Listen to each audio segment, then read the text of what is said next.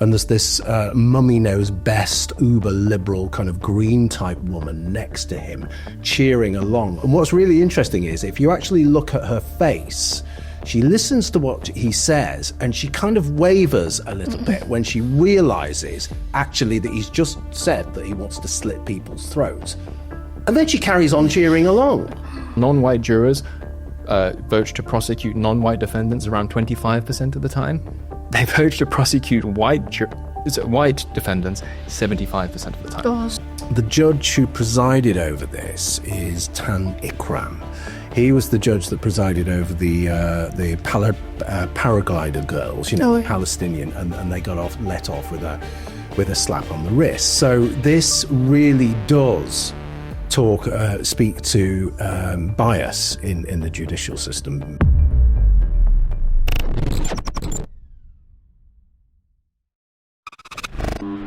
Hello and welcome to Newspeak, the New Culture Forum's look at the weekly news. I'm Amy Gallagher and I'm joined today by Harrison Pitt of the European Conservative and Philip Kiszely, Senior Fellow of New Culture Forum and culture historian. I should also say you're a fellow of New Culture Forum. Yes, as well. I'm a fellow, not yet a senior fellow. Yeah.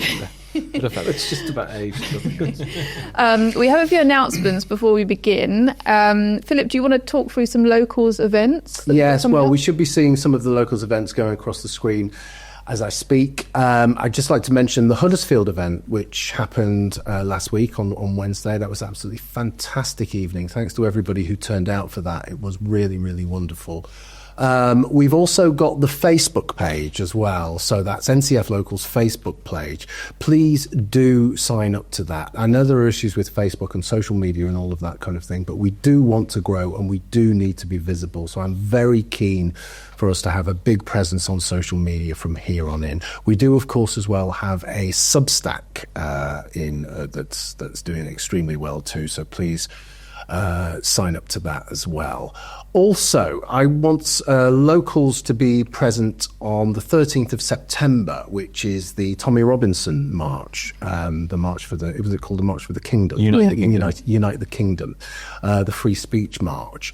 So I'll be there. I know Peter Whittle will be there. Several of us, I think, will be there. And we want a big locals presence for that. So if you're interested in joining us there, get in touch. Locals at newcultureforum.org.uk and we'll get back to you. Okay, thanks very much. Thanks, Philip. Also, just before we begin, I wanted to draw people's attention to a documentary we have coming out tomorrow, Sunday at 10 a.m, it's focusing on the town of Bournemouth. Those of you who saw Peter Lloyd's documentary, I think it's on over 100,000 views now, about how immigration has impacted the town of Liverpool. We've done a similar documentary in a similar vein, hosted by Peter Whittle, looking at the impact of immigration on Bournemouth.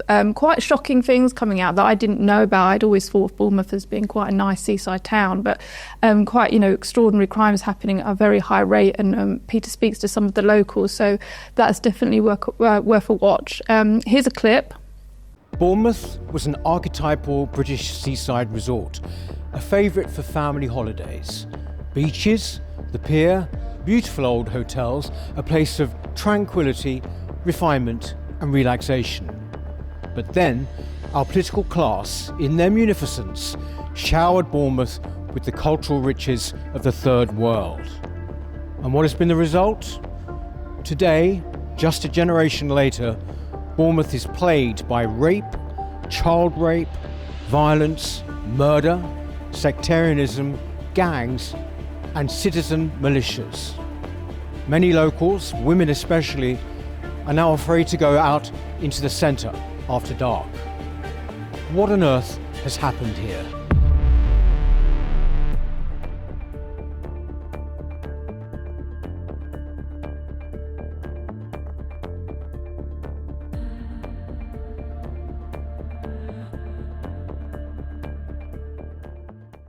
So that's our documentary, Bournemouth, the Town Diversity Destroyed, and that's out tomorrow morning, so do give that a watch. So to kick us off, we've had this breaking news come through the day of filming that Ricky Jones, Labour councillor, has been found not guilty of the Public Order Act that he was charged with. Those of you will remember that this was a councillor who, after the Southport riots, was seen in the middle of a group of anti-racist protesters, saying, I think his exact words were, he was referring to protesters in Southport. He called them Nazis and fascists, and he said we need to slit their throats and get rid of the lot of them, I believe. I think it was something like that. He's been found not guilty. I mean, obviously a lot of people are comparing this to Lucy Connelly, who is in prison. There are quite a few differences between their cases, but it is prompting discussion around two-tier policing and how they were treated differently. What do you think it's two-tier, Philip, or is there a bit more nuance to it than that? I think there is more nuance to it, but I think it's definitely two-tier as well. I think it's both of those things at once. Okay, I think the difference is that he pleaded not guilty and she pled guilty. I think that's the main difference. But this is clear and incitement. And when I heard the verdict today, I don't know about you, but I actually had a visceral physical response to this, because I thought it was one of those moments. This is so important. And to quote the song, "There will be trouble ahead." I think it almost goes without saying. I think there are so many facets to this, but I just rewatched the footage when it happened, when he said this thing. They should have their throats slit, and we need to get rid of them all. I watched the footage, and it was so interesting, because you have him saying this outrageous stuff in such an unhinged way. You've got this. You've got all the usual suspects around him. I think he has a Palestine flag. There's a Palestine flag in the background, and there's this mummy knows best, uber liberal kind of green type woman next to him, cheering along. And what's really interesting is, if you actually look at her face, she listens to what he says, and she kind of wavers a little bit when she realises actually that he's just said that he wants to slit people's throats, and then she carries on cheering along.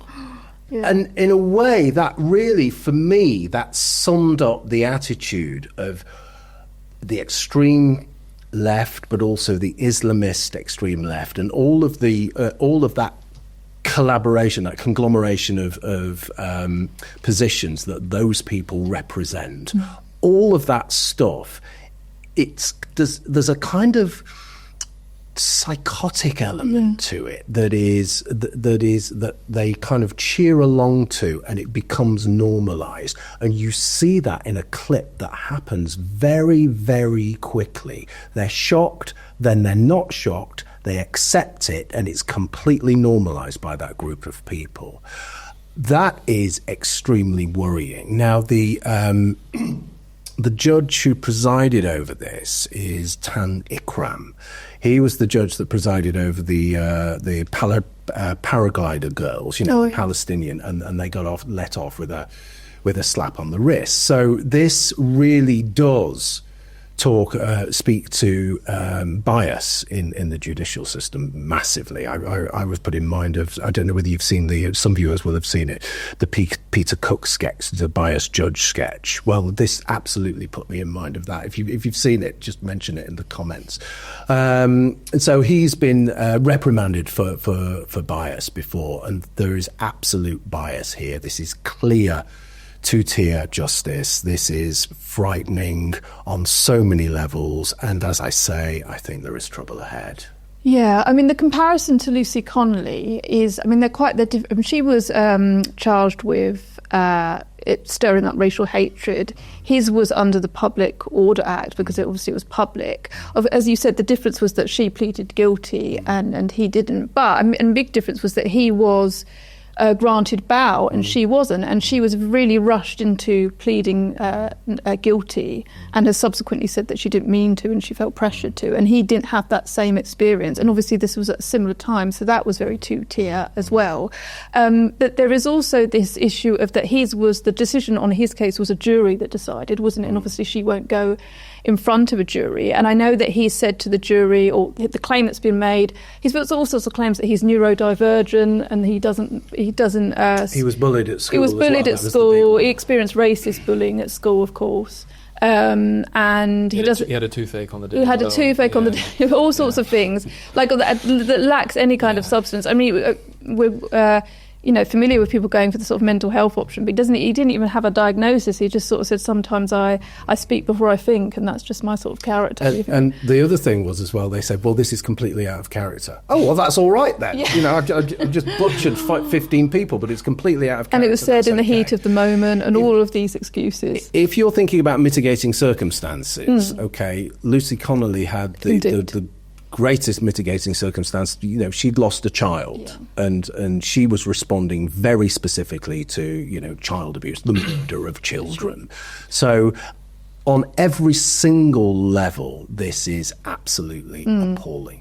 But there is something as well to be said, Harrison, for juries actually, and the bias that he may have received. Would a person of a different political opinion expressing the same sentiment, let's say if it was a white British man, would the jury have judged him the same? We don't know. It's difficult to know. I mean, it's likely, given the widespread support that Lucy Connelly has enjoyed in the country, that if she had held out and if she'd been given better advice by her lawyers, all it would have taken, of course, is one or two holdouts on the jury in order for her to be spared prison time. And the people who found themselves embroiled in the moral panic instigated by Keir Starmer when he was talked about putting the judicial system into overdrive.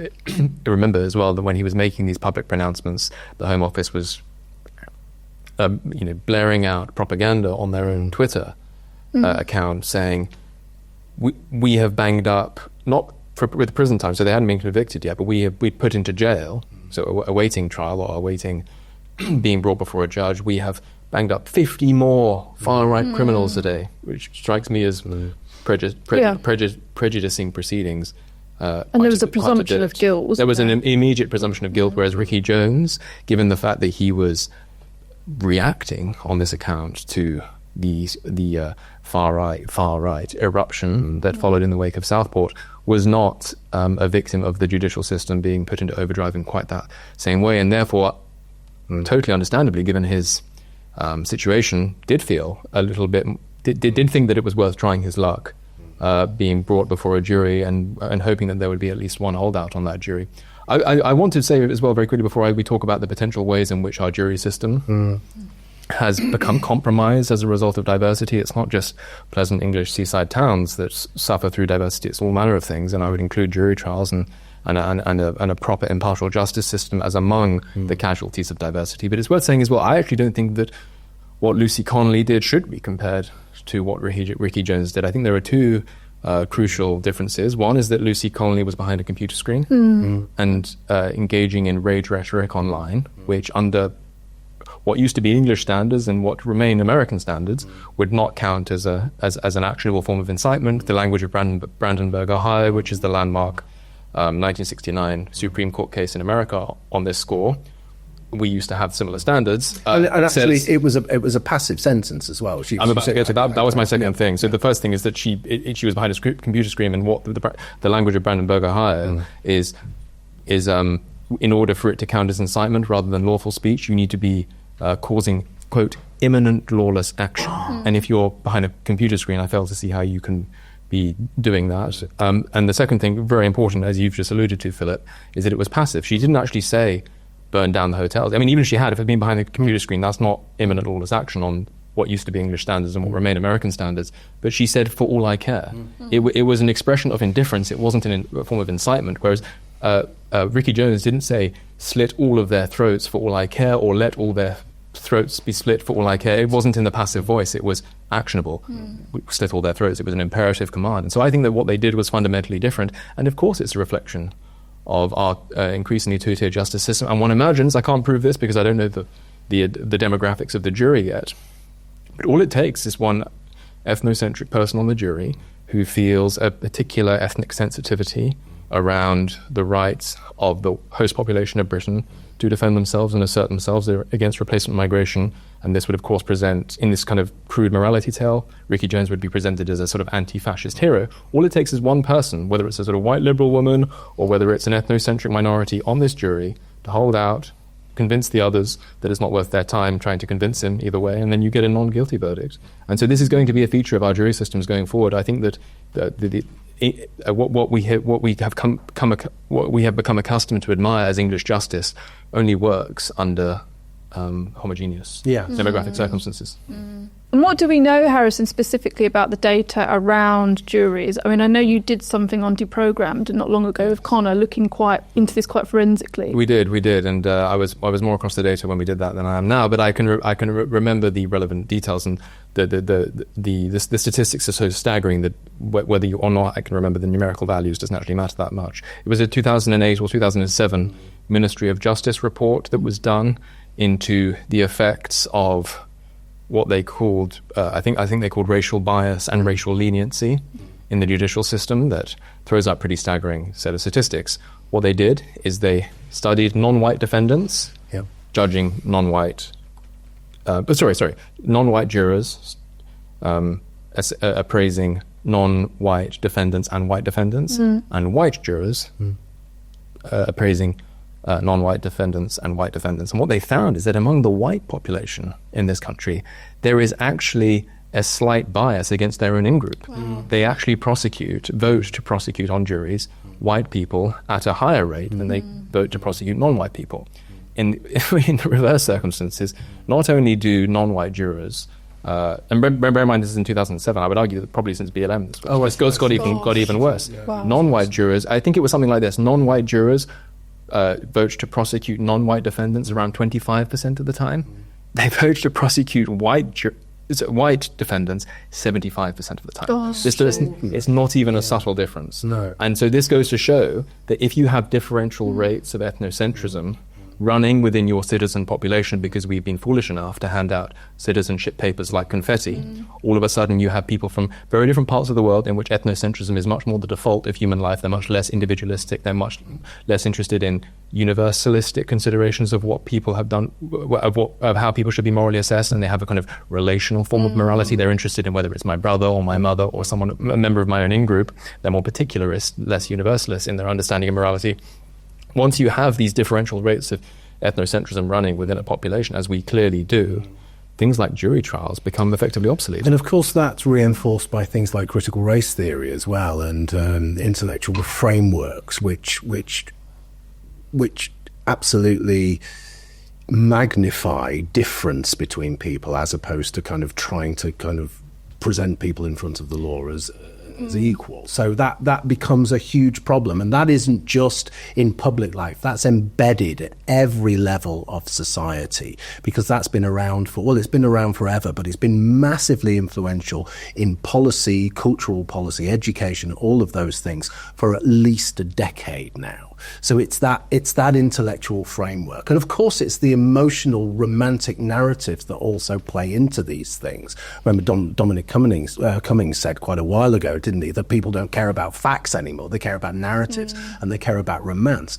And they want to be seen to be virtuous. And that doesn't necessarily just have to be public. I think it's embedded in people's kind of psyche now, this idea that I have to be virtuous, I have to see people of colour as somehow it's almost the kind of old socialist paternalistic view of the world, isn't it? And that's reframed through identity politics, and it's just incredibly dangerous, because it just tears up everything that we hold dear about equality, actual equality. It makes me think of how, I don't know about either of you, but like in my school, everybody was made to read To Kill a Mockingbird.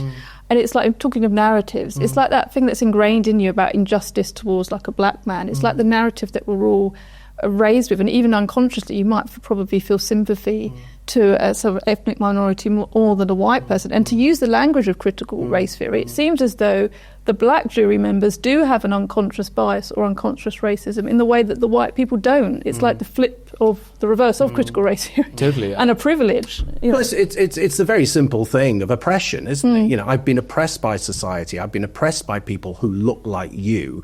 So yes, I should be treated differently, and I should be treated leniently. But it's not only the oppressed, you know, the so-called oppressed that feel like that. Now it's, you know, oh, well, I'm an oppressor. Yes. Oh God, I'm awful. I should be treated worse. You know, I should pay more tax. You know, I should, you know, all of those things. This is where we're going. But it's not sustainable. We can't carry on. As we know, there are protests every day, and these protests are actually essentially mothers and daughters leading these protests, aren't they? Yeah. People are frightened of this because, you know, we're human beings. People take advantage, massively take advantage.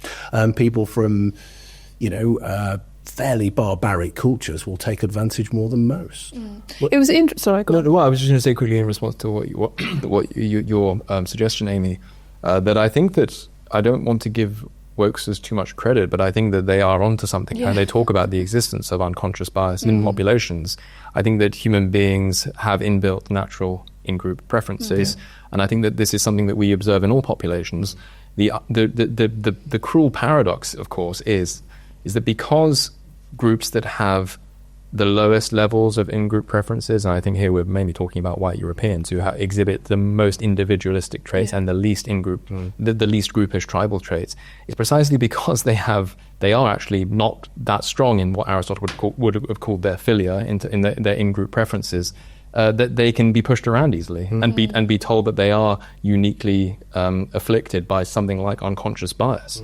I think that all peoples probably do have some version of this, but it's certainly the weakest among white people, and it's precisely because it's weakest among white people that we are more often accused of it than other groups that are much more, I mean, the data just suggests it's overwhelming, overdetermined, much more ethnocentric than white Europeans are. But it's a cruel paradox through which we're living, in which the least groupish people, by virtue of the fact that they are not very groupish and therefore not actually that strong in racial solidarity, get accused of being racist the most. And I think there's something else to remember here. This isn't just some ordinary guy shouting crazy things at a group of people. This is a Labour councillor. Okay, so this is a person with a public position, a public figure, who has essentially been let off for saying that he wants to slit people's throats. So where do we go from here with public discourse, public figures, behaviour, threats, and when do those threats turn into actual violence, and what do we do about it then? Because we have a precedent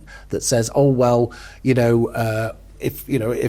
silence is violence and words are violence, what about actual violence? Now words clearly aren't violence, are they? Because now we know. What happens when those threats become actions? Well, it's an interesting point, because I was thinking, has any Labour MP come out today and sort of absolutely condemned this man? I mean, I haven't heard them making much noise about it. It's only just happened, so we don't know, but I haven't heard. No. In fact, he was, I think the really interesting question is, I understand it, I could be wrong, people in the comments should correct me if I am wrong, I think he was suspended when this happened. Oh, yes, he was. What will be interesting to see is whether that suspension is lifted. Yeah. Well, from two-tier justice to... He's an unblemished man for the... From two-tier justice to two-tier education, Bridget Phillipson, the Education Secretary, has recently come out saying how awful it is that the white working class pupils, particularly boys, but generally just white working class British pupils, are least likely to go to university than any other group. I think specifically when you look at pupils who are white working class and they're on free school meals, only 18% of them will go to university, whereas if you look at low-income ethnic minorities, Africans, Caribbeans, who are on free school meals, over 50% of them will go to university or will get the grades to go to university. And there's also statistics about white working class boys are below in terms of literacy rates. By the age of 6, they're behind any other ethnic group. GCSEs, they're the least likely to get 5 C's at GCSE, particularly boys, but just generally working class people pupils in general. I mean, this isn't new. Kind of, we've known this for a long time about white working class boys, but it seems as though Labour are signalling that they're going to do something for this group. I mean, it seems that, I mean, they said they were going to bring out a paper in September that's going to look at how they can measure certain things and how they can target certain schools. I mean, I think it's all just signalling personally. But it's really interesting how they're framing this. So they're framing it in terms of attendance. Okay. Yeah. So what they're saying is that white working class children don't attend school as much as they should do, and so therefore that's why their attainment is lower. Okay, Yeah. and there is something in that. Okay, there is something in that, especially after lockdowns and COVIDs. That sense of getting up, going to school, carrying out the responsibility of learning and then coming back home. That has changed, not just among white working class kids, but it has changed generally. Okay. But what they're completely missing is the whole ethos of the last 20 years, the ideology, the mechanism which keeps these kids down. So if you're going to school and you're being taught that you are poisonous because of the colour of your skin, you are poisonous because you're a man or you're a boy, then you're not going to want to go to school, are you? And that is going to impact massively on your learning. And the only thing that you're going to learn is that you are terrible, you are awful. If your history is being rewritten, which is just essentially the heroes, we're going to talk about another story, the heroes of English history are reframed as villains, and history is just a struggle of the oppressed versus the oppressor, and the only successes in history are black, gay, queer, this, that, and the other. Then it's going to impact massively on you. And of course, all of this ideology is leftist ideology. It stems from the new left of the 1950s. It develops through the counterculture of the 60s. Then it's the post-colonialism of the 70s and 80s. It's the unthinking Eurocentrism. All of that kind of stuff. All of that is like a great big weight on teenage boys' shoulders, and they just cannot carry it. The education is terrible at best. It's absolutely awful if you're a teenage boy being told you're wicked. This made me think of when I read this story. I don't know if people saw this week we had A-level results. Was it A-level results or GCSE results? A-level results. There was lots of, on Twitter, clips of Catherine Burbleson's Michaela School of people getting really good results. And because it's so multicultural, most of them were like wearing hijabs, or they were black or ethnic minorities. There was very little white people. And I was thinking, where is the sort of version of the Michaela School for like a white working class town in the north? There's so much emphasis on this school as being, you know, she's really disciplined, she's done so much great for these kids. But where are those kind of advantages or opportunities for, you know, young northern white boys? And it seems that they're constantly neglected. And I was also thinking of that recent Netflix thing about the white boy who kills a pupil.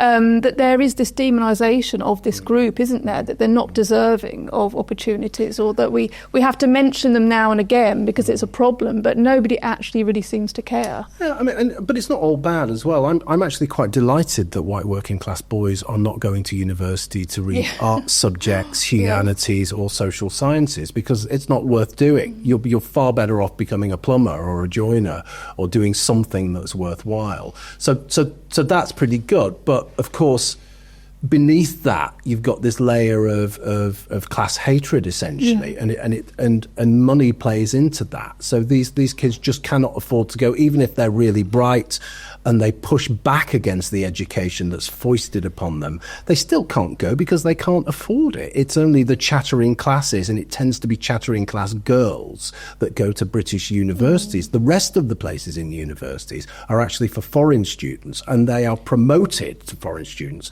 because foreign students pay much more. And this story also showed that the group most likely to be suspended from school or excluded from school was white working class boys. And you think if that was any other group, you know, if young black boys were being suspended and excluded at very high rates, people would be calling it systemic. I was a white working class kid and I was suspended, so there you go. Yeah.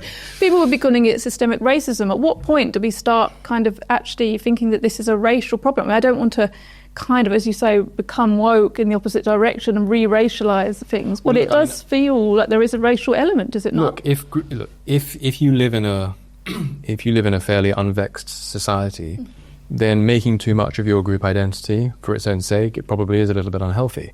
But if you're being attacked from all corners by people who are who engage in what Eric Kaufman would call asymmetrical multiculturalism, that is to say, not only excusing ethnocentrism in non-white groups, but encouraging it to the max, while demonizing even the slightest hint of an in-group preference, let alone a desire to stand up for oneself among whites. All you're doing, if you allow that invidiously unbalanced dynamic to obtain, is inviting white people to commit suicide, and I don't think that that's just or fair. So I think that all groups, insofar as they are being attacked, and have a right to stand up for themselves.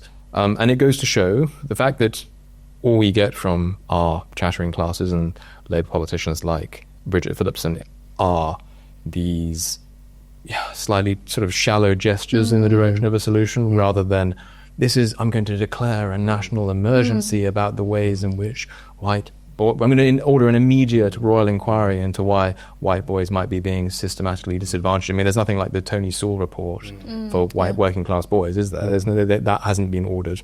The fact that there are only the most sort of pyrrhic suggestions in this direction goes to show that when woke people or race communists present their concern for the oppressed as simply a form of Christian or post-Christian compassion for whoever happens to be vulnerable, we are going to look out for the vulnerable, whoever they may be, wherever they may be, and all the rest of it.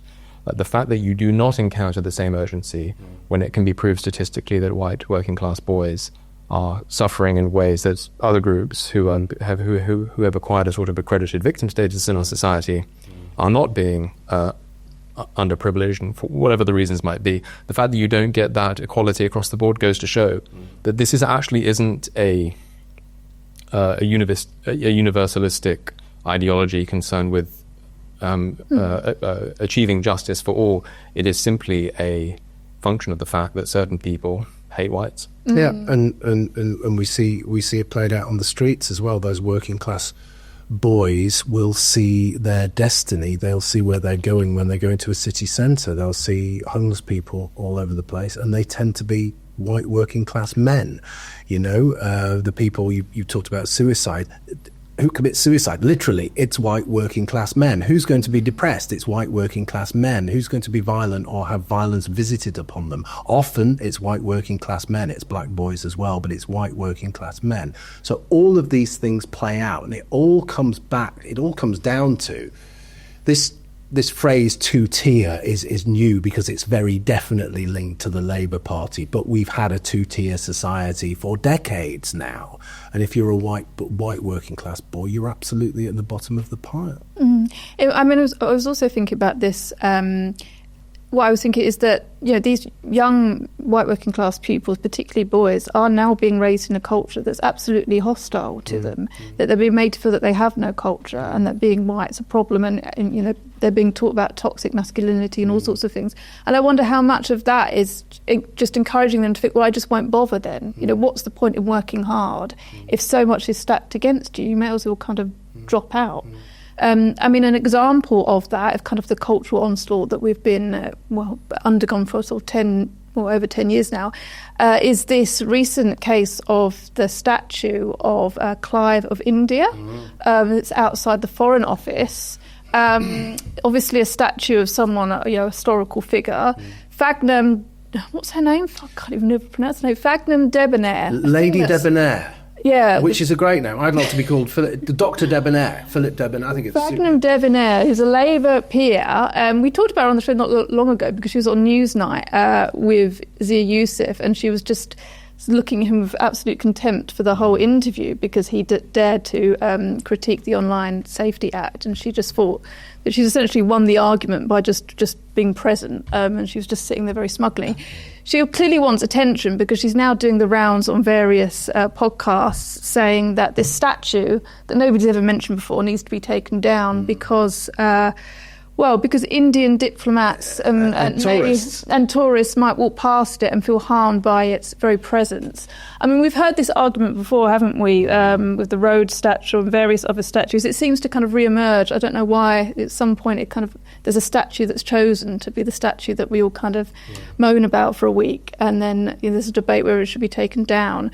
The debate about this one is that, I don't know, he was a soldier, he was a military man, but he was part of the, East India. He was the centre part of the empire, Connelly, wasn't he? Yeah, and she's claiming that it should be taken down. And this is just another kind of example of our cultural onslaught, isn't it? Yeah, but I mean, if you're a foreigner in this country and you're going to be offended by our heritage, then go home. I mean, it's just, I really do think it's as simple as all that. And it's actually,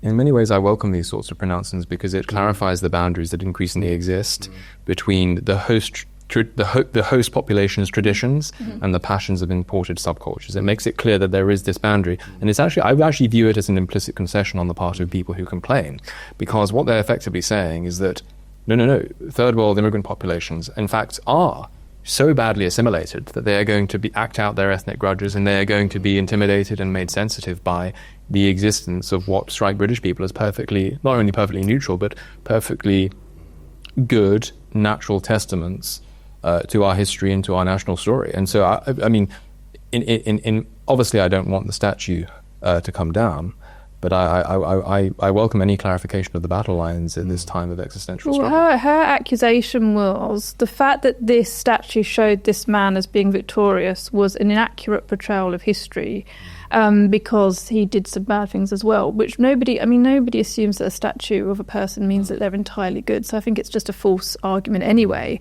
But statues are, in my view, are a reflection of significance, not necessarily of moral purity. Exactly. When I was looking into this, I was reading about how the Foreign Office used to be the India office, and then after Indian independence it became the Foreign Office, which is why his statue is there. And you kind of learn that's how statues work, right? You look into it and you find out about why it's there, why it's connected to that place, what that man did.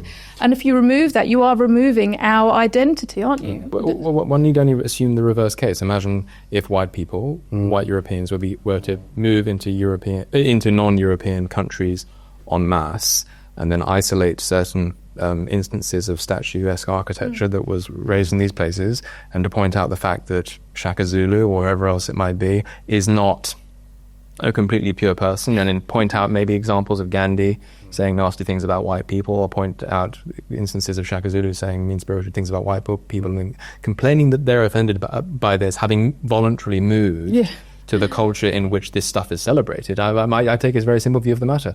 A dishonoured host has nowhere to go. A complaining guest can leave at any time. Absolutely. And it's a bad faith argument, isn't it, to say that people would genuinely be offended by a statue? Well, there's no evidence that any tourists have been offended at all. This is a performative narcissism. Okay, she's offended and she sees this as an opportunity to get some press. I think essentially that's what it is, and it's this. It's this kind of identitarian thing, isn't it? I live in this country, I look at the statuary, and I don't see myself there, so it has to go. It's the ultimate in narcissism and self-importance. And it kind of goes further than that in a way, isn't it? You have to negate your whole history because I don't like it. It's as lumpen and stupid as that. I don't like it, so it has to go. And so...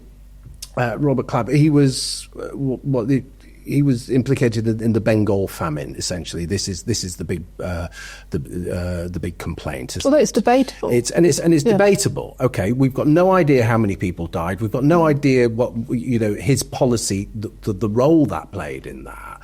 And we're talking 1770 here. And we're talking also about what else happened in India. Okay, so I was debating this with the idiot Femi on GB News on Saturday. What did British colonialism, the most benign colonialism, bring? Well, it brought education, it brought cleanliness, it brought safety, it stopped barbaric practices like suti, for example. All of those things, it brought a sense of order. you cannot argue against that because that is fact. But as we were saying before, they're not interested in facts. They're just interested in romance. They're interested in themselves. They're interested in projecting themselves and their culture onto our culture, almost like a palimpsest, scrubbing our culture off and writing their culture on the top of it. And that's absolutely, as you say, unacceptable. If you don't like it, go. It's as simple as that. It isn't a palimpsest, okay? It's a continuation. It's a continuation. We build, it's that Burkean thing. We pass our culture from one generation to another. We build on it. We make it richer. We don't scrub it out and throw it away because someone who doesn't belong here doesn't like it. I must say as well, I think this is a slightly controversial point, but I think that a lot of these people, I won't say all, are driven by a pretty definite inferiority complex as well, which motivates them to act out ethnic grudges and to bite in a way, your presentation, Philip, there of the fact that the British did actually bring a lot to India from any sort of disinterested moral standpoint, you just have to applaud the good things that we did in India and say that they were not only good for the region, but they were good for Indians, notwithstanding the bad things that happened as well. But if you are a particularly ethno-narcissistic person, the fact that another people, a different people, a rival people, did bring things to your part of the world that you, as a matter of history, did not achieve or do yourself, it rather makes you look rather like underachievers by comparison. So even when you present the beneficent consequences of British colonialism to those who were affected by it, I think in many ways it often enrages them more than if we had just been, pretty mean-spirited genocidaires, which of course we weren't. And so I think this is an uncomfortable fact about human psychology that needs to be admitted. Often doing good things for people makes them hate you just as much as doing bad things to them. Whenever we have any of these debates about statues, I always think at some point someone's going to go after Nelson's column in Trafalgar Square. It's already happened. Has it? No, it has happened. I forget. Her name is Afua Hirsch, this dreadful ethnocentric race communist Ethiopian woman. She actually said that Nelson's column should come down. But I think they soon realised around 2020 that going after the very well-known, much beloved targets like Churchill and like Nelson's column, because they loom so large in our national imagination, probably unwise at this early stage. I think this is why they prefer to zone in on people like Clive and people like Cecil Rhodes, right? Who the British population in general know less about, and therefore feel a little bit more reluctant to defend. They can't get away with Nelson's column just yet, but watch this space. Maybe in years to come they might do. Anyway, that's all for Newspeak this week. Thank you, Harrison. Thank you, Philip. If you're a member, you can join us for our extra content for members section, where we're going to be looking at some of these migrant crimes, awful crimes that we've been seeing in the news recently, and what it says about the situation more generally. But if not, see you next week. Our mission at the New Culture Forum is and always has been to defend and celebrate Britain's history, culture and its people, and indeed Western civilization, at a time when both are under sustained attack. We have grown from small beginnings to become the country's most influential right-leaning cultural think tank. Our content is watched and read by some of Britain's most influential political figures. But now, we need your help. If you believe in what we do, then please do become a member. For as little as £4 a month, you can make a vital contribution to what we do. As a member of the NCF family, you will help ensure that we can continue to produce quality content online, such as our 3 weekly programmes, Whittle, which is our flagship interview show, Newspeak, our panel discussion show, and Deprogrammed, which is targeted at Britain's youth. As you probably know, in addition, we produce important documentaries, such as our critically acclaimed 6-part series, The West, a stunning celebration of the history and genius of Western civilization, and our ongoing documentary series, Heresies, with hard-hitting episodes tackling subjects such as immigration, gender ideology, and BBC bias. But the New Culture Forum is much more than a YouTube channel.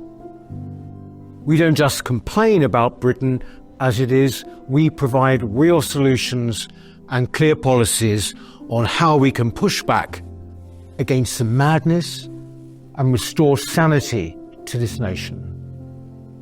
Our presenters are now highly sought after and have become familiar faces across the media. Our prestigious annual Smith Lecture and our regional and indeed national conferences have attracted world-class speakers. Perhaps most importantly, we are the only organisation on the right of politics that has launched a national movement without actually being a political party. And uniquely, through our NCF Locals programme, we've established some 30 active branches in towns and cities right across the nation, from Edinburgh to Exeter, and with many more on the way. We're very proud of what we've achieved, and our members have made it possible. In return, our members receive access to exclusive content, invitations to private events, free or discounted tickets to our conferences and lectures, free copies of our books, and much more. I very much hope that you'll join us too by clicking the link in the description or going to our website, newcultureforum.org.uk. Now is the time that we need your help. Thank you.